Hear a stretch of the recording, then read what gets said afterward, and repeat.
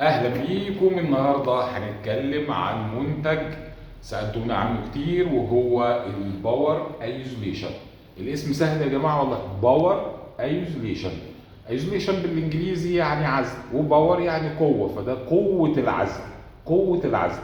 طبعا زي ما انتم عارفين ان انتم شطار، في منه انواع كتيره. صحيح، في منه انواع كتيره. النهارده هنتكلم عن النوع اللي مبني من قاعده ايبوكسيه. قاعده ايبوكسيه، تمام. بيجي ممكن باللون الازرق، او بيجي باللون الاصفر، او باللون الاحمر، او بالابيض حسب رغبه حضرتك.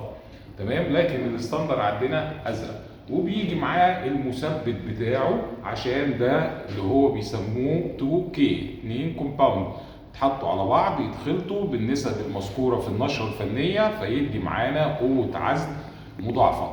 الميزه في الباور ايزوليشن اللي مبني من قاعده ايبوكسيه ان هو اللايف تايم او العمر بتاعه عالي عن المنتجات الاخرى، وبالتالي بيعيش معانا سنين. ده مقاوم جدا للرطوبه، للاملاح، للميه، لكل الحاجات دي هي. لكن طبعا عزل الحراره قصه تانيه، فده مقاوم لكل الحاجات دي هي.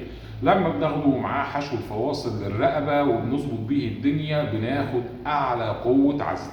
وده بيشتغل على الخرسانه، يشتغل على البلاط المزايكو، يشتغل على البلاط السيراميك، لان طبعا البلاط ما هوش ماده عزل، لكن هو جزء من العزل. تمام.